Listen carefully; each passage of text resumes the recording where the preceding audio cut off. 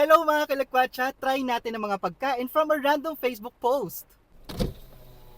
Ayan, thank you Dave. Ito po yung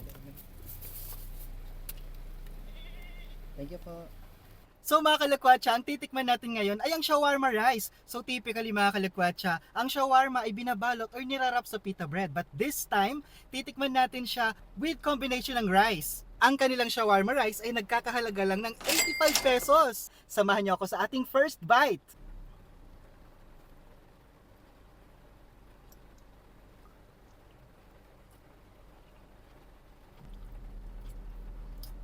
Wow.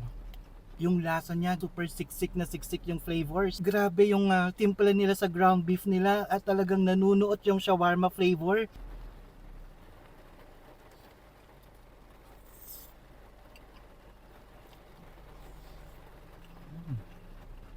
Unlike sa typical shawarma pita na kinakain natin, itong kanilang shawarma rice is moderate lang yung anghang niya. So pwedeng pwede po to sa mga bata.